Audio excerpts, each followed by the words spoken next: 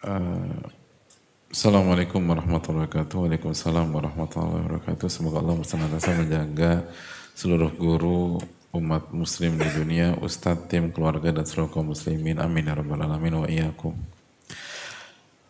Begitu juga dengan yang bertanya. Ustadz, mau nasihatnya menghadapi suami yang cuek kalau sedang pergi tidak di rumah karena ada urusan beberapa hari, kayak susah sekali kasih kabar. Menurutnya ribet kalau harus ngasih kabar ke istri. Padahal Ana sebagai istri cukup dikabari saja, tanpa harus ditanya akan merasa dihargai. Setelah bosannya hampir 24/7 di rumah, 24/7. Jadi setelah bosannya 7 ke 24 jam di rumah terus menunggu suami, dan juga menghilangkan rasa khawatir kalau lagi nunggu suami karena nggak ada kabar-kabar. Kadang suka pengen nangis sendiri, kadang juga suka terbesit, nikah aja pengen direbetin istri nggak mau. Oh, maksudnya suami itu cuma pengen nikah tapi nggak mau diribetin. Mau nasihatnya untuk saya Ustadz agar terus berusaha menjadi istri solehah karena Allah, bukan karena suami, jazakallahu khairan. Hadirin Allah muliakan.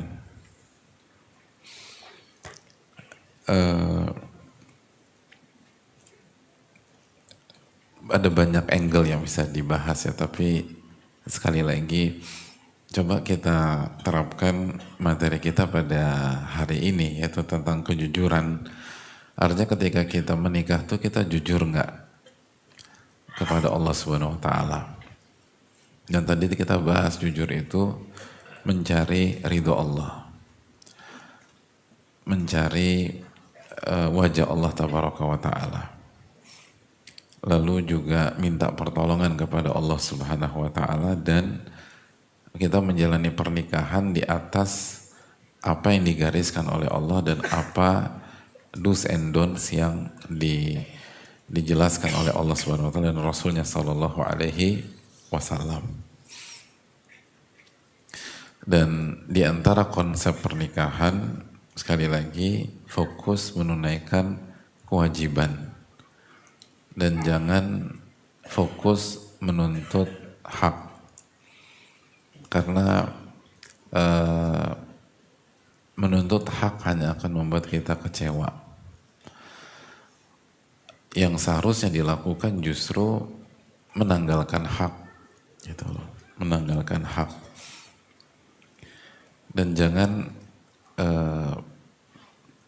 sekali lagi, jangan, kan gini loh, contohnya, padahal saya sebagai istri cukup dikabari saja. Saya bukan ngebela suami ya, tenang aja. Saya bela laki-laki. Oh, sama aja dong. Jadi gini loh, angle-nya gini. Padahal saya sebagai istri cukup dikabari saja tanpa harus ditanya akan merasa dihargai. Karena bosan 7x24 jam di rumah nungguin suami dan juga menghilangkan rasa khawatir. Kan angle ini jamaah itu arahnya adalah kita ingin suami kita ngertiin kita sebagai istri dan beradaptasi dengan tipikal kita, gitu loh. Betul nggak jamaah sekalian? Ibu-ibu betul nggak bu? Kok suami nggak ngertiin aku sih? Aku kan cukup di apa? Dikabari gitu loh. Kalau nggak kasih kabar transfer kayak gitu loh. Nggak perlu nanya macem-macem gitu. Yang penting kan clear gitu. Loh, maksud transfer itu kan berarti suaminya masih hidup gitu loh. Kalau udah nggak ada transferan lagi, nih suami saya meninggal atau sulh khotimah lah, husnul khotimah atau apa. Kan bukan duitnya, bukan gitu loh. Tapi ini tanda bahwa suami saya itu apa masih hidup dan masih menjalankan kewajibannya, misalnya gitu. Betul nggak ibu-ibu? Betul itu loh. Jadi kita minta bahwa agar suami kita mengerti kita dan mengerti tipikal kita sebagai seorang istri. Kan gitu ya. Nah, pertanyaannya, salah apa benar cara berpikir demikian? Ibu-ibu benar atau salah nih? Kamu tuh kalau pergi keluar kota, kasih kabar kayak gitu. Kan aku tuh mengkhawatirkan kamu, babe, dan seterusnya. Itu benar apa enggak? Loh, berarti ini penanya nggak didukung sama ibu-ibu yang lain. Hebat juga ya. Luar biasa. Benar apa enggak ini? Ini benar atau salah lah gitu simpelnya. Emang salah kalau wanita minta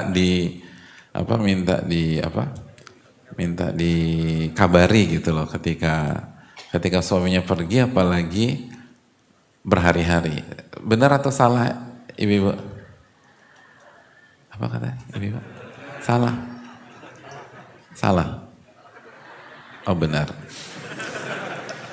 Jadi setuju, nggak ada yang salah dengan ini. Nggak ada yang salah dengan ini. Namun ketika kita menggunakan logika ini, itu bisa dijawab dengan dijawab kembali oleh suami kita dan akhirnya terjadi deadlock gitu loh. Cara jawabnya gimana? Dengan logika yang sama. Kata suaminya, sebagaimana kamu nuntut aku untuk bisa ngertiin kamu bahwa suami hendaknya mengabari istri ketika melakukan perjalanan jauh, kamu juga harus ngerti aku dong, gitu loh. Kamu harus ngerti gitu. Bagi aku itu ribet, gitu loh. Iya kan? Kamu harus beradaptasi dengan gaya aku. Gitu. Jangan egois. Memang wanita egois gitu misalnya. Itu ditambah. Loh, gini loh hadirin. Laki secara umum ya, orang tuh kalau diserang maka instingnya dia akan melakukan apa? Menyerah gitu. Bertahan. Itu insting makhluk hidup bahkan gitu loh. Insting manusia. Dan salah satu teori dalam dunia pertahanan, salah satu pertahanan terbaik adalah menyerang gitu. Dan ini salah satu metode yang sering digunakan oleh suami. Betul nggak? Jujur aja lah. Benar kan? Gitu lah. The best defense is offense. Gitu lah. Pertahanan terbaik itu menyerang. Gitu lah. Pertahanan terbaik itu menyerang. Apalagi kalau yang suami-suaminya suka bola gitu loh. Terus penggemar Belanda, udah total football. Serang habis istri dari semua penjuru lapangan. Jadi kalau kita membuka pintu itu sama saja membuka front untuk berhadapan dan hasilnya nggak win-win tapi lose-lose gitu loh. Jadi saya nggak mengatakan itu salah, itu benar, tapi apa ya efektif gitu loh. Seringkali dalam rumah tangga nggak efektif. Artinya ketika kita sebagai suami atau kita sebagai istri, polanya adalah menuntut pasangan kita untuk mengerti kita, maka sangat mudah diserang balik. Dan ketika terjadi penyerangan balik, maka yang kalah dua-duanya, itu aja. Yang kalah nggak ada yang menang. Nah, jangan pakai cara demikian. Karena ini argumentasi ini bukan bisa dipatahkan, enggak. Saya nggak mengatakan argumentasi ini nggak bagus atau argumentasi ini lemah, tapi ini ngebuka pintu untuk serangan balik dengan genre yang sama, dengan logika yang sama. Dan kalau itu terjadi, kan yang menang. Karena kita ini bukan bukan secara umum ya, kita ini masih banyak kekurangan, masih banyak kekhilafan, ilmu kita masih terbatas, maka jelas ada banyak misalnya hak pasangan ada banyak hak istri kita yang kita belum penuhi, sebagaimana ada banyak hak diri kita yang istri kita belum penuhi. Betul nggak sih? Atau rumah tangga hadirin itu perfect, masya Allah, tabarakallah? Enggak kan? Maka kalau kita buka pintu ini, ya ribut akhirnya. Enggak. Makanya yang diajarkan oleh para ulama fikih dalam masalah rumah tangga adalah an-nikah mabniun ala tanazulil hukuk gitu. Pernikahan itu dibangun di atas konsep menanggalkan hak.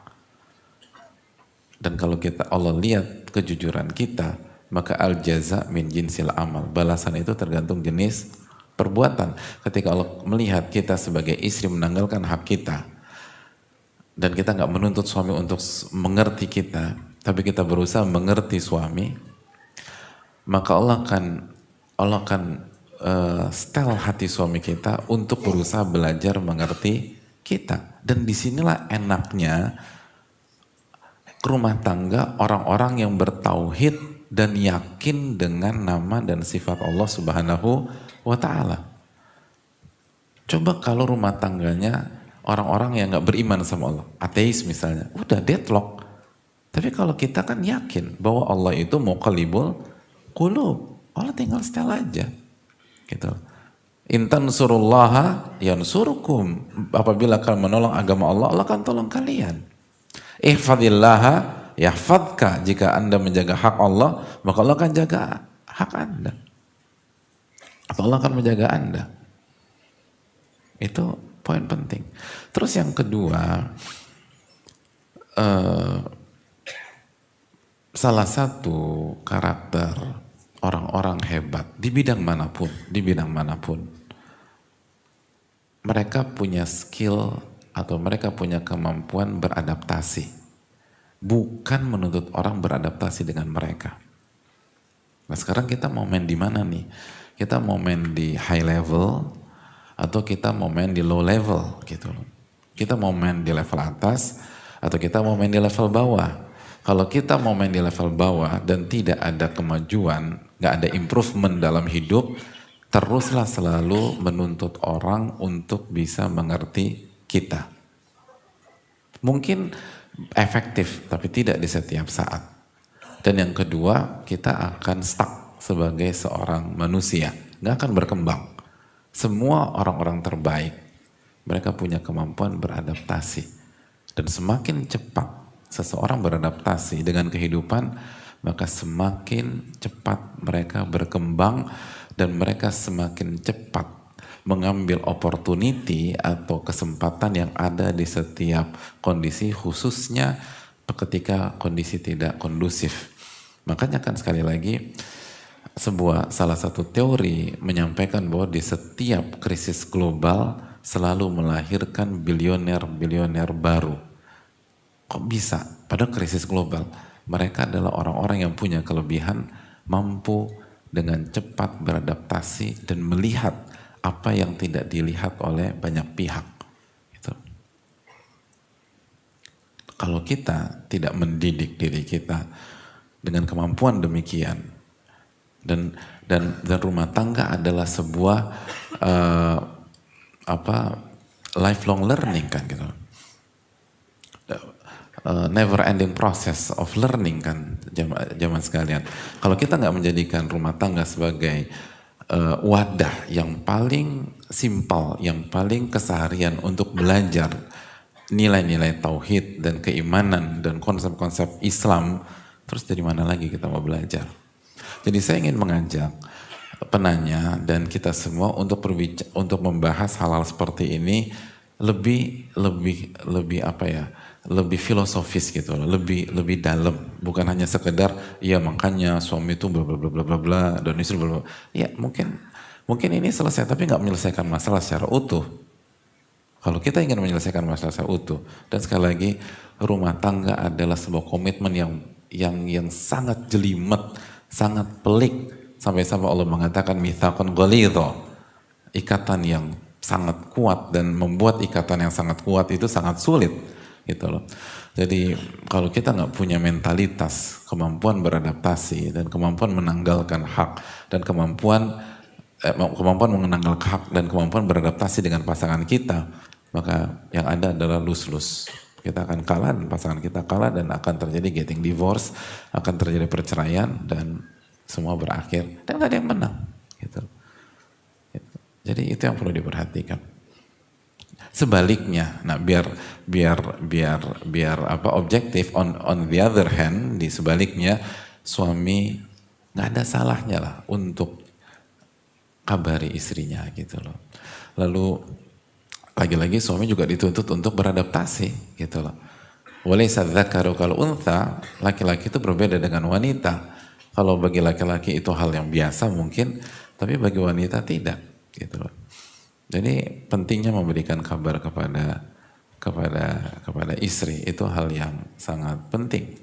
Dan sekali lagi baik suami maupun istri harus saling melatih beradaptasi dengan pasangannya dan saling menanggalkan hak. Dan ketika itu terjadi, maka sadar atau tidak sadar, diskenariokan atau tidak diskenariokan, maka suami istri akan bertemu di sebuah titik persamaan, sebuah titik persatuan, dan mereka akan solid dan mereka akan menjalani kehidupan dengan sakinah, mawaddah, warahmah. Itu poin. Wallahu ta'ala alam bisawab.